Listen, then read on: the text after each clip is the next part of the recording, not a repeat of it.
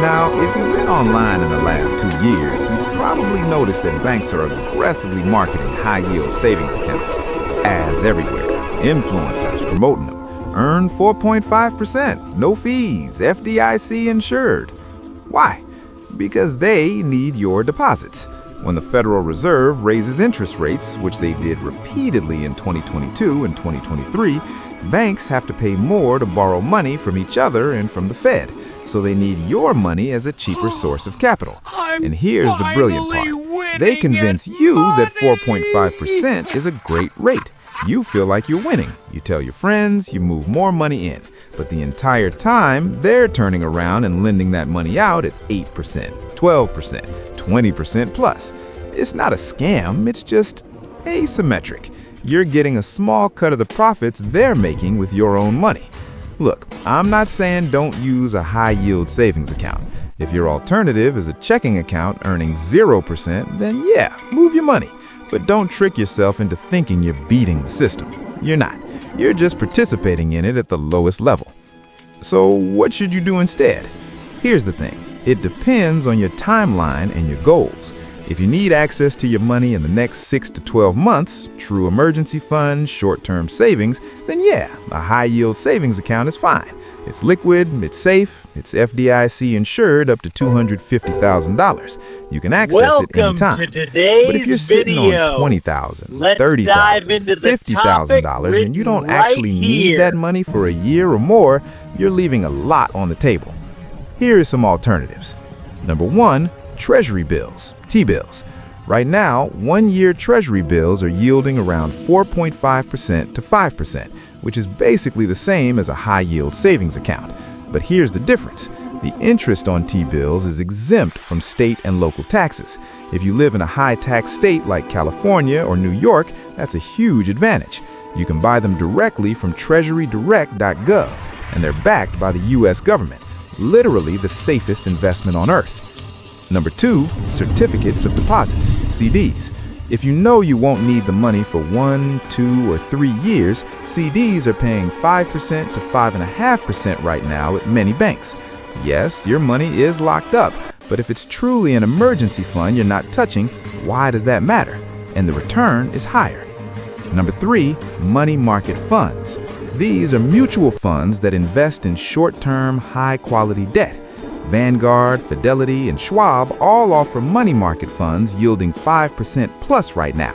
They're not FDIC insured, but they're extremely low risk, and you can access your money within a day or two.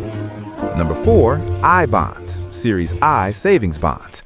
If you're saving for the long term and you're worried about inflation, I bonds are paying a variable rate that adjusts every 6 months based on inflation. Right now, the rate is around 5.27%. You can buy up to $10,000 per person per year directly from treasurydirect.gov. The catch? You can't touch the money for 12 months, and if you withdraw before 5 years, you lose the last 3 months of interest. But if you don't need the money immediately, this is a great option. Number 5, index funds for long-term money. And look, if you're sitting on $30,000 in a high-yield savings account and you don't actually need it for 5+ years, why isn't it in the stock market? The S&P 500 has averaged about 10% annual returns over the last 50 years. Yes, there's risk. Yes, there's volatility. But if your timeline is long enough, you're almost guaranteed to outperform a savings account.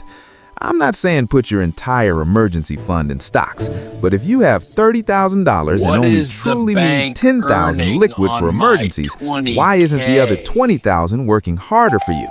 Here's what most people don't realize. The reason you feel good about earning 4.5% in a high-yield savings account isn't because it's actually a great return. It's because you're comparing it to zero. You spent years earning 0.01% in a checking account. So when you suddenly start earning 4.5%, it feels like a huge win. You're making $900 a year instead of $1. Your brain loves that, but you're not comparing it to the right benchmark. You should be asking, what else could I do with this money that's better than 4.5%? And the answer is a lot. The bank knows this. That's why they market it as high yield. They anchor you to zero, not to the actual opportunity cost of keeping your money there. This is the same psychology behind credit card rewards.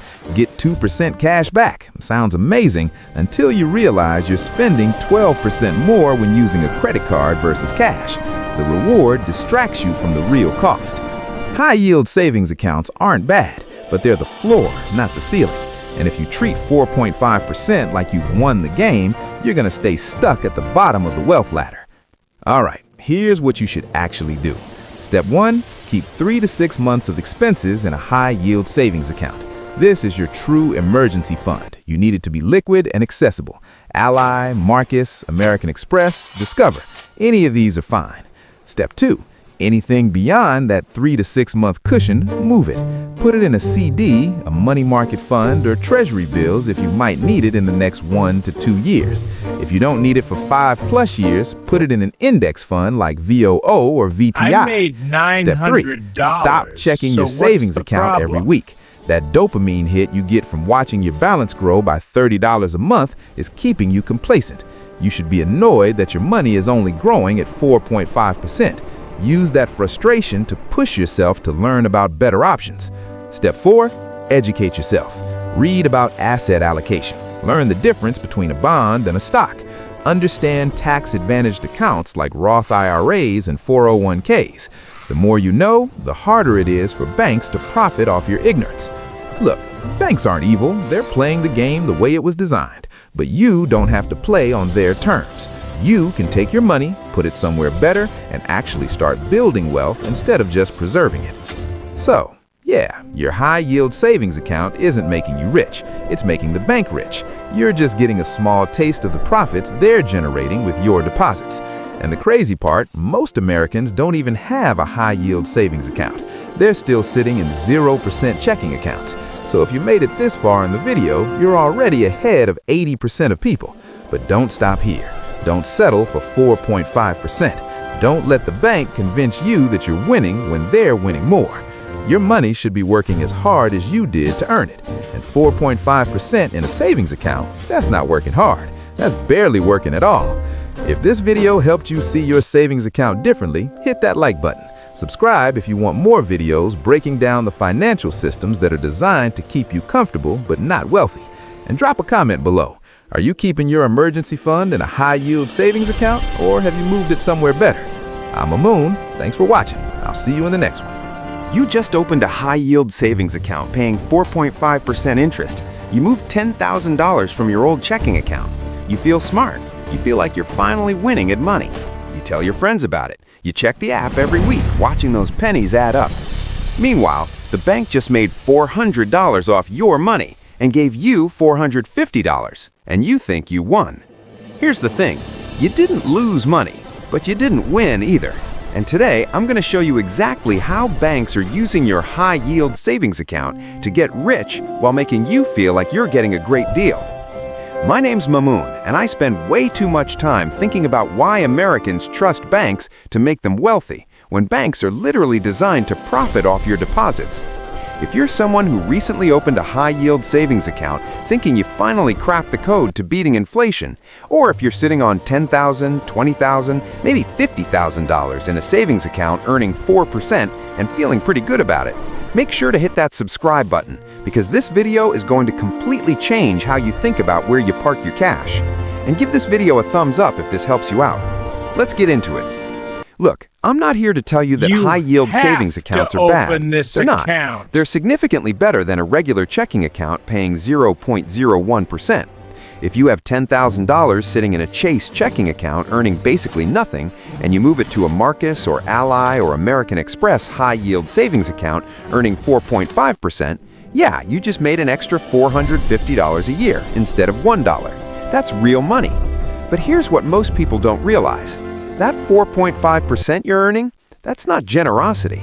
That's not the bank being nice to you. That's the minimum they can pay you to keep you from asking questions about what they're actually doing with your money. Let me show you the numbers that changed everything for me.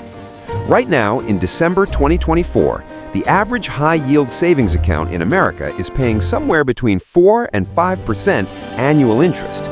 Let's say you have $20,000 sitting in one of these accounts earning 4.5%. After 1 year, you are $900 in interest. Minus taxes, let's say you're in the 22% federal bracket, you're keeping about $700 after tax. You feel pretty good. You didn't have to do anything, you just let your money sit there, and it grew. But here's the question nobody asks. What is the bank earning on that same $20,000? This is where it gets really interesting. When you deposit $20,000 into a high-yield savings account, the bank doesn't just hold it. They don't put it in a vault with your name on it. They immediately turn around and lend it out or invest it.